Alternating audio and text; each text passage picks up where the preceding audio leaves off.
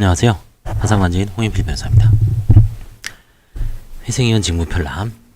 지난 시간에 개인회생 채권에 대해서 공부해봤습니다. 자, 그럼 개인회생 재단 채권이 있겠죠. 파산 채권이 있고 파산 재단 채권이 있는 것처럼 여기서도 개인회생 재단 채권과의 관계가 문제가 됩니다. 자, 그럼 개인회생 재단 채권의 의의. 개인회생 재단 채권이란 개인회생 절차의 수행에 필요한 비용을 지출하기 위해 인정된 채무자에 대한 청구권으로서 채무재생법 583조에 의하여 인정되는 채권을 말합니다. 공익적 성격에서 지출되는 비용으로 주로 개인회생 절차 개시 후의 원인에 기하여 생긴 청구권이지만 경우에 따라서는 개인회생 절차 개시 전의 원인으로 생긴 청구권이라 하더라도 개인회생 재단 채권으로 규정한 것이 있습니다. 자, 개인회생 재단 채권의 종류. 회생위원의 보수 및 비용의 청구권. 이건 이제 관제인하고 비슷하죠. 법원에 의하여 선임된 회생위원에게 지급할 보수와 회생위원이 지출한 비용에 대한 청구권 583조의 1항 1호. 그 다음에 원천 징수할 국세 등 개인회생 절차 개시 당시 아직 납부기한이 도래하지 아니한 원천 징수하는 조세, 그 다음에 부가가치세, 개별소비세, 주세 및 교통에너지 환경세,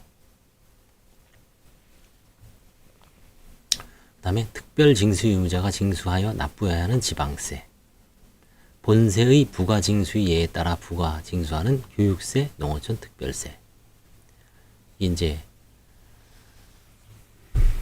재단 채권입니다. 다시 한번 보면 개인회생 절차 당시 아직 납부기한이 도래하지 아니한 원천징수하는 조세. 원천징수하는 조세가 뭘까요? 근로소득세가 근로소득세죠.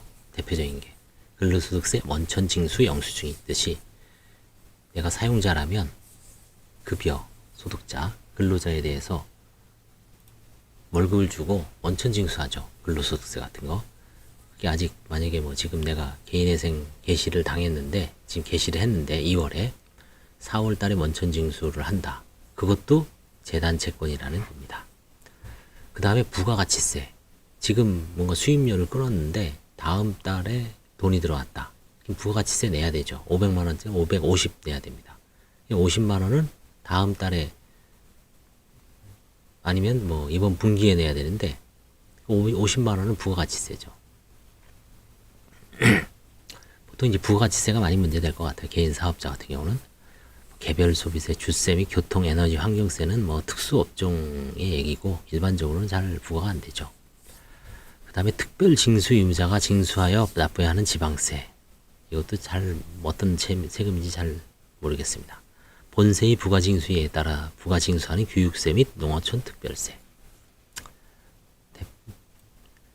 그 다음에 세 번째, 채무자의 근로자의 임금, 퇴직금 및 재해보상금. 임금, 퇴직금, 재해보상금은 파산에서도 재단채권으로 보호를 해주죠. 면책도 안 되고요. 채무자가 고용한 근로자의 임금, 퇴직금 및 재해보상금, 개인회생 절차 개시 전의 원인으로 생긴 채무자의 근로자의 임치금 및 신원보증금이 반환 청구권. 그렇죠? 이거는 파산에서도 비면책이고 재단채권입니다. 개시 신청 후의 차입금 등 채무자가 개인회생 절차 개시 신청 후 개시 결정 전에 법원의 허가를 받아 행한 자금의 차입, 자재의 구입, 그 밖의 채무자의 사업을 계속하는데 불가결한 행위로 인하여 생긴 청구권 5호입니다. 5호. 그 밖에 채무자를 위하여 지출하여 하는 부득이한 비용 6호입니다. 그래서 개인회생 채권자는 총 6가지가 있다. 6호까지. 개인회생 재단채권의 성질. 개인회생 재단채권은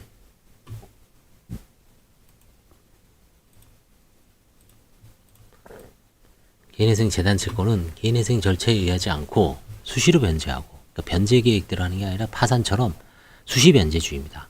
개인회생 채권보다 먼저 변제한다. 그렇죠? 파산하고 똑같습니다.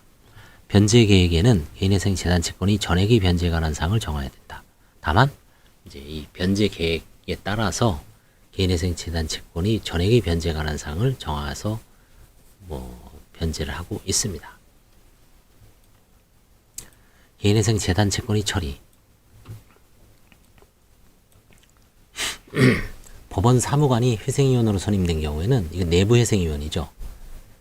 회생위원이 보수 및 비용의 청구권이 발생할 여지가 없지만 법원 사무관 등이 아닌 외부 회생위원이 선임된 경우에는 보수 청구권이 발생하게 될 것이다.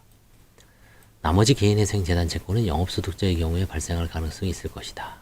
그렇죠? 아까 얘기했듯이 뭐 세금, 그렇죠? 원천징수할 조세, 부가가치세 이런 거 영업자에 딱 맞는 세금이죠. 그렇죠? 그 다음에 뭐 근로자의 임금, 신원보증금, 재해보상금, 영업소득자죠. 영업이 정상적으로 수행된다면 대개 통상적인 영업수익의 범위 내에서 발생하는 채권일 것이므로 그 수입으로서 수시로 변제할 수 있다고 할 것이고 가용소득 산정 시 이러한 채권이 발생할 것을 가정할 것이므로 크게 문제될 것이 없습니다. 그러나 통상적인 영업수입의 범위를 넘어 발생하는 개인회생 재단 채권의 경우 채무자로서는 사실상 재단 채권을 변제할 방법이 없어 문제가 될 것입니다. 개인회생 재단 채권자는 채무자가 변제를 게을리하는 경우 회생 절차상의 변제 계획과 무관하게 강제 집행을 실시할 수 있으므로 이로 인하여 변제 계획 수행이 불가능하게 되어 개인회생자가 폐지될 수 있습니다.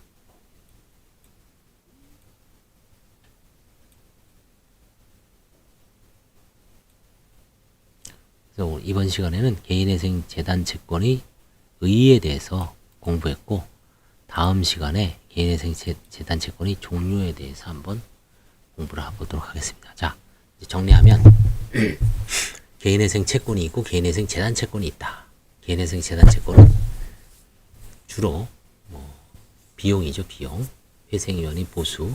그다음에 두 번째는 이제 세금 및 뭐 근로자 임금, 퇴직금, 재해보상금.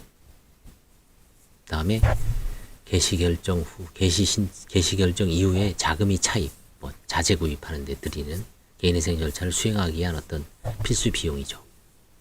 그런 경우 총 6호까지 있습니다. 그래서 그거를 잘 기억을 해 두시면 다시 한번 볼까요? 보수 비용, 회생위원회 보수, 원청진수할 국세, 부가가치세 등 일정한 조세, 세 번째 근로자 임금, 퇴직금, 재해보상금, 네 번째 개시신청 이후의 차입금,